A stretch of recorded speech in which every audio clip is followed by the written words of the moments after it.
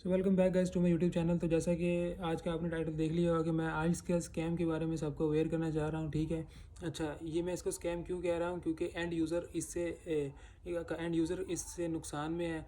ना फिर आप ना बैंक वाला मानते हैं ना ब्रिटिश आइल्स वाले मानते हैं। तो हाँ, मेरी जेब से पैसे गए हैं तो मुझे इससे पहले अवेयर नहीं किया गया, तो मैं तो इसे स्कैम ही कहूँगा। ठीक है, अगर मुझे पहले बता देता तो शायद मैं अपना डिसीजन चेंज कर लेता, ना रजिस्टर करवाता, लेकिन क्योंकि अब मेरे साथ स्कैम हो चुका है तो मैं तो इसे स्कैम ही कहूँगा। और आपने इस स्कैम से किस तरह बचना है, आपने ये वीडियो लास्ट तक देखनी है तो आपको पता चल जाएगा।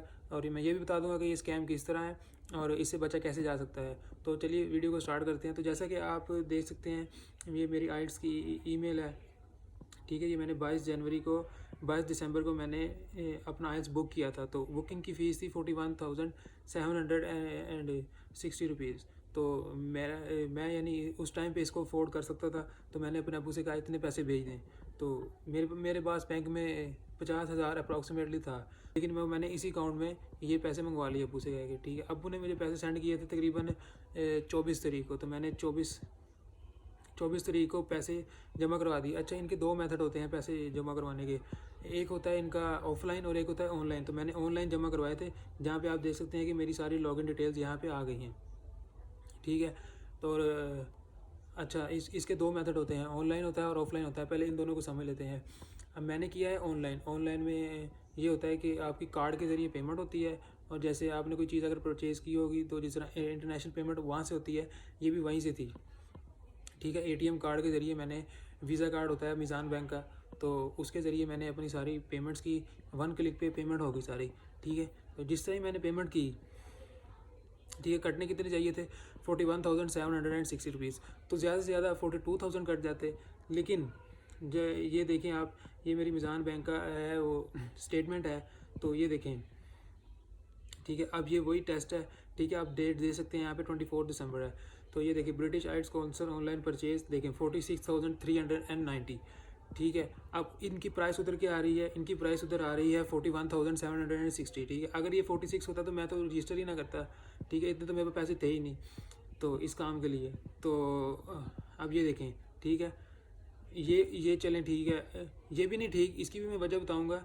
अच्छा, उसके बाद ये देखें चार्जेस 2551 रुपये चार्जेस लग गए। ठीक है, अच्छा इन दोनों को मिला के तकरीबन 49,000 हमारा बन जाता है आइल्स का, जो कि मेरा टेस्ट होना था 41,000 का, अब वो हो रहा है 49,000 का।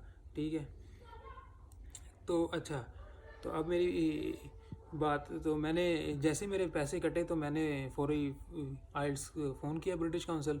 तो वो कहते जी हमने तो 41,760 रुपीज़ काटे हैं, तो आप अपने बैंक से बात करें। मैंने कहा आपकी उधर मेरे स्टेटमेंट पे लिखा हुआ है कि आपके 46,000 कटे हैं। तो कहते नहीं नहीं नहीं, हमारे पास तो इतने ही पैसे आए हैं। तो मैं परेशान, मैंने कहा यार ये मान नहीं रहे, एक तो मान नहीं रहे। ठीक है, फिर मैंने अपने मीज़ान बैंक वालों को फ़ोन किया। अच्छा, मीज़ान बैंक वाले क्या कहते हैं कि जी हमने तो जो पेमेंट वेबसाइट पे लिखी है वही काटी है। तो मैं कहा वेबसाइट पे तो 41,000 लिखा हुआ है। तो कहते नहीं, वो उनकी प्राइस आपको देख रहे हैं पीकेआर में, तो पीकेआर में 41,000 बन रहे हैं, और जब हम उनको डॉलर में कन्वर्ट करेंगे तो 46,000 बनेंगे। मैंने कहा कैसे बनेंगे, कहते हैं कि जो आपको ओपन मार्केट का रेट है दो $260 पर डॉलर आपको वो लगेगा। तो मैंने कहा सर आप इंटर बैंक का रेट लगाए ना, मैं बैंकिंग के थ्रू पेमेंट कर रहा हूँ। कहते जी सॉरी सर हम ये नहीं कर सकते। ठीक है, क्योंकि जो पेमेंट आप ऑनलाइन करेंगे उसका कोई ब्रिटिश आइल्स वालों का कुछ मैकेनिज़्म ऐसा ही, इंटरनेशनल वेबसाइट है, इनका बैकएंड सारी डॉलर्स पे है, तो डॉलर्स वाला रेट आपको लगेगा, ओपन मार्केट का रेट आपको लगेगा। मैंने कहा वो तो ठीक है डॉलर का, तो फिर आप डॉलर का भी सही रेट लगाए ना, यानी 225 तब चल रहा था रेट। तो बहरहाल इन द एंड वो इस चीज़ पे ही रहे कि भाई हमने ओपन मार्केट का रेट लगाना है। ठीक है, उसके बाद क्योंकि इंटरनेशनल पेमेंट की है मैंने, हालांकि मैं पीकेआर में उनको पैसे भेज रहा हूँ। ठीक है, तो 2500 रुपये इन्होंने उस इंटरनेशनल पेमेंट पे काट लिया। तो मैं, तो यार ये तो एक स्कैम ही है ना। या तो ये अब यहाँ पे तो ब्रिटिश आइल्स वाले यहाँ पे लिख सकते हैं कि भाई फीसीदार एक्सपेंसेस हैं। ठीक है, जो शो हो रही हैं उनसे आपके ज़्यादा पैसे कटे जाएंगे, क्योंकि ये शो नहीं कर रहे, तो इस वजह से मुझे वीडियो बनानी पड़ रही है। ठीक है, तो ना मीज़ान बैंक वाले बता रहे हैं, अब ना ये वाले ना ब्रिटिश आइल्स वाले इसके कुछ कर रहे हैं, ठीक है। इन द एंड मेरा 9,000 लग गए एक्स्ट्रा, ठीक है। अच्छा, अब इसे बचना कैसे है, तो इनका एक दूसरा मॉड्यूल है ऑफलाइन पेमेंट वाला। तो मेरा एक दोस्त था, उसने ऑफलाइन पेमेंट करवाई थी और उसकी एग्जैक्ट कटी थी। तो अब मुझे यहाँ से मुझे शक पड़ा कि यार कुछ ना कुछ तो गड़बड़ है, या तो बैंकिंग वाले कर रहे हैं या ये वाले कर रहे हैं। तो इसका बचने का यही हल है कि आप इसका ऑफलाइन पेमेंट सेलेक्ट करें, ठीक है। उसमें आपको आ जाएगा, अकाउंट नंबर आ जाएगा इनका, और आप PKR में उतनी पैसे ट्रांसफ़र कर दें जितने यहाँ पे वेबसाइट पे लिखा हुआ है।